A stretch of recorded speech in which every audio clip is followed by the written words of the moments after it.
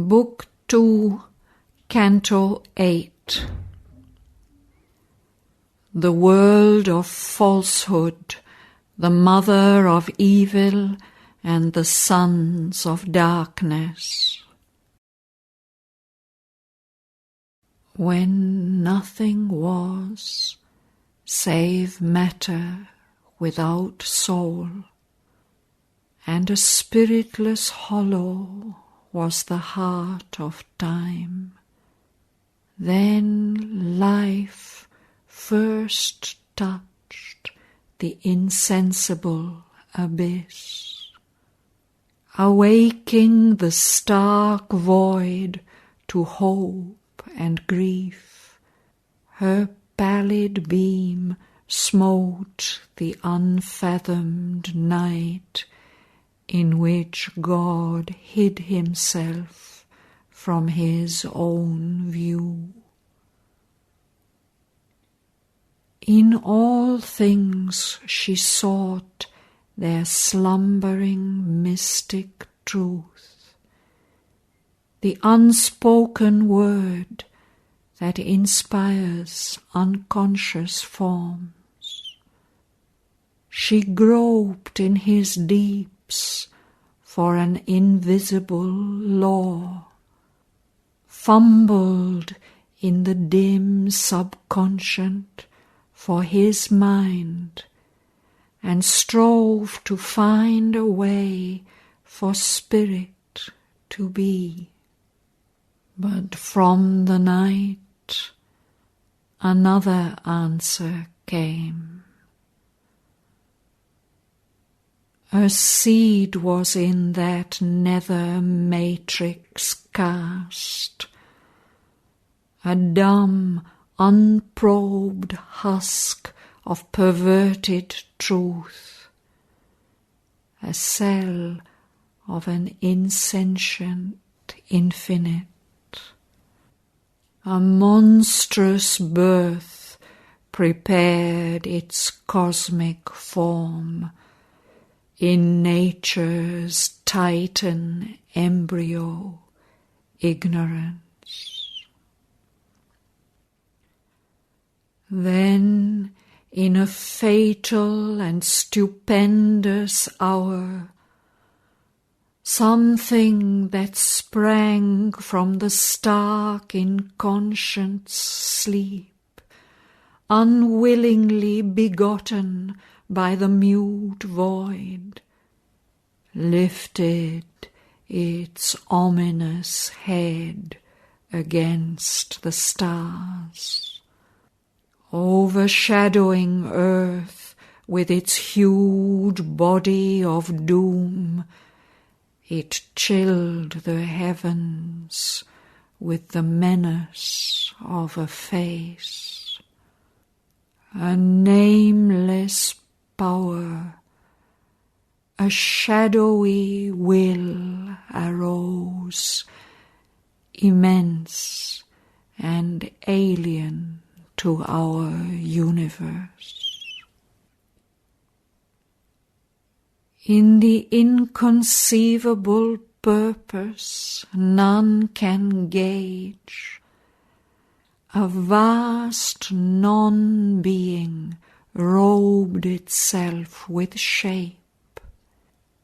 The boundless nescience of the unconscious depths covered eternity with nothingness.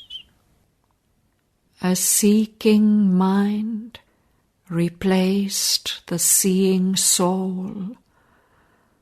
Life grew into a huge and hungry death. The spirit's bliss was changed to cosmic pain. Assuring God's self-cowled neutrality, a mighty opposition conquered space. A sovereign ruling falsehood, death and grief, it pressed its fierce hegemony on the earth, disharmonizing the original style of the architecture of her fate's design.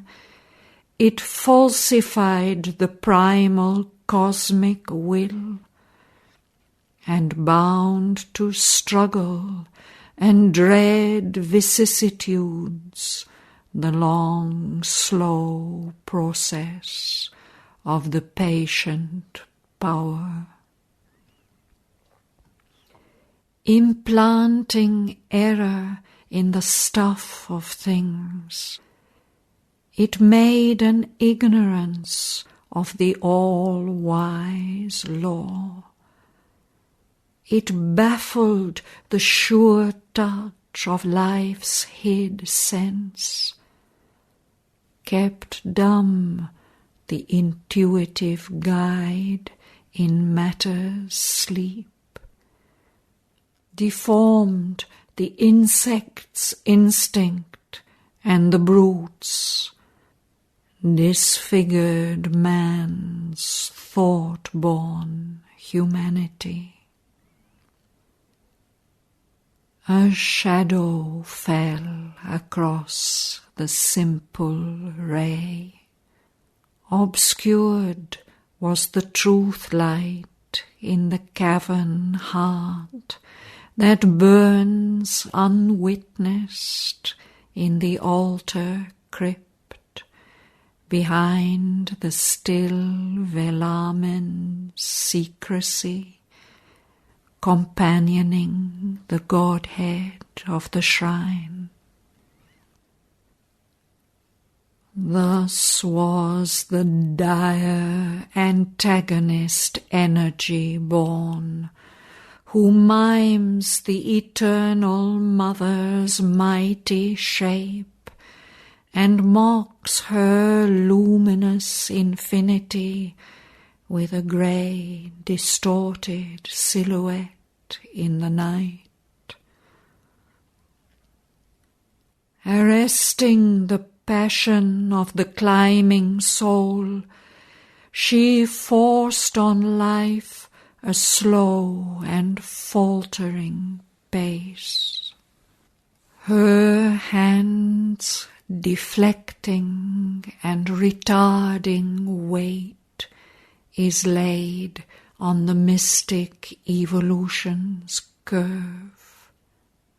The tortuous line of her deceiving mind the gods see not, and man is impotent. Oppressing the god's spark within the soul, she forces back to the beast the human fall. Yet, in her formidable, instinctive mind, she feels the one grow in the heart of time, and sees the immortal shine through the human mould. Alarmed for her rule, and full of fear and rage, she prowls around each light that gleams through the dark, casting its ray from the spirit's lonely tent, hoping to enter with fierce, stealthy tread, and in the cradle slay the divine child. Incalculable are her strength and ruse. Her touch is a fascination and a death.